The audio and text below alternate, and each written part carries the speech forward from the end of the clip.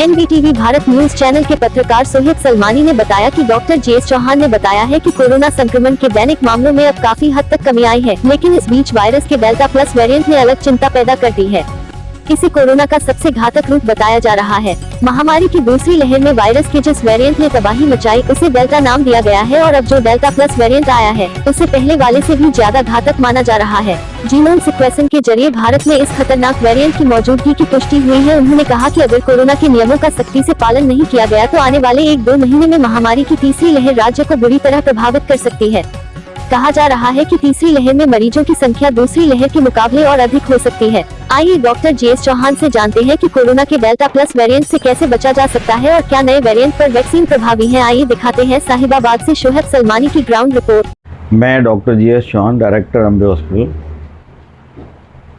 Doctor साहब, delta plus जो variant आ रहा है ये क्या है? लोग इससे क्या है भयभीत हो रहे हैं। जैसे सरकार ने भी कहा कि 3 महीने में वायरस दोबारा लौटेगा और फिर ये डेल्टा प्लस बॉम्बे में कुछ जगह लोगों पर आ गया है, हमारे यूपी में नहीं है, पर उसको ध्यान में रखते हुए लोग क्या सतर्कता बरतें और इससे कैसे सावधानी करें? ये डेल्टा प्लस है क्या, थोड़ा इसमें डिटेल में इसमें थोड़ा सा आप बताएं सबको। एक्चुअली जो कोरोना वायरस है ये शुरू में जब आया था तो इसकी जो शेप है वो क्राउन की तरह से है, तो इसलिए इसको कोरोना बोलते हैं।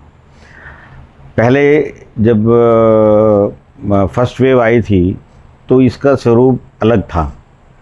सेकंड वेव आई तो ये डेल्टा में कन्वर्ट हो गया और अल्फ़ा और उसमें भी कन्वर्ट हुआ।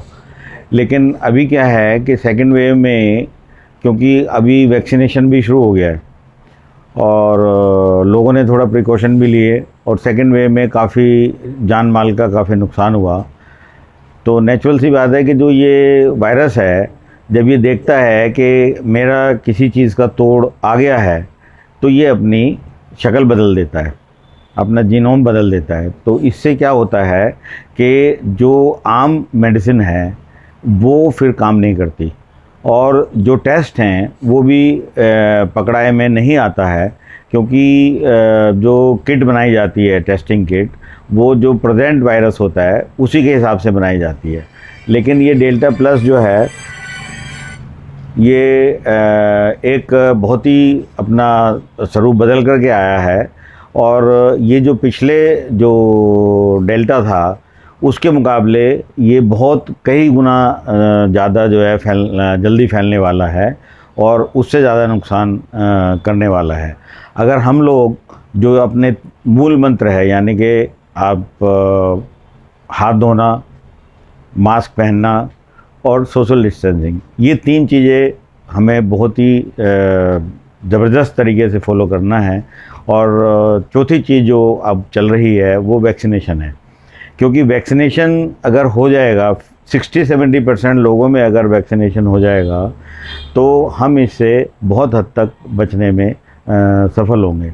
लेकिन कुछ इसके केसेस आने शुरू हो गए हैं साउथ में, जैसे कि बेंगलोर में हैं और इधर बॉम्बे में, महाराष्ट्र में भी आए हैं। अब क्योंकि आज की दुनिया जो है बहुत फास्ट मूविंग है तो उधर से लोग इधर आते हैं, माइग्रेट होते हैं, इधर से उधर जाते हैं। तो और दूसरी बात यह है कि हम लोग काफ़ी पब्लिक प्लेसेस में जो है हम लोग काफ़ी जाते हैं और काफ़ी लोग इकट्ठे होते हैं और वहाँ पे हम लोग किसी भी तरीके का प्रिकॉशन नहीं लेते।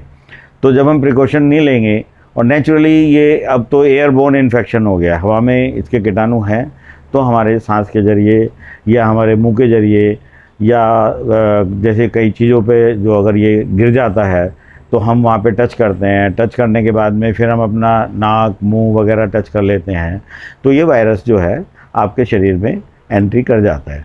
और शरीर में एंट्री करने के बाद में सबसे बड़ी समस्या इसमें ये है कि ये सीधा फेफड़ों को अटैक करता है।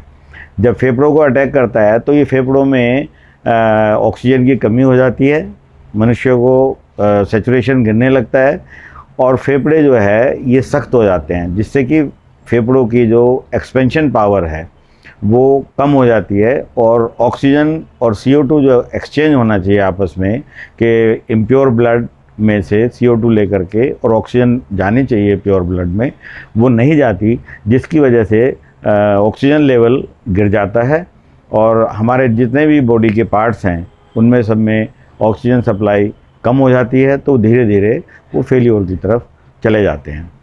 तो ये बहुत ही ख़तरनाक हो सकता है, मतलब वेव आ भी सकती है, और अगर हम प्रिकॉशन लेंगे तो इसकी हम थोड़ी इंटेंसिटी यानी कि इसकी गंभीरता को हम कम कर सकते हैं।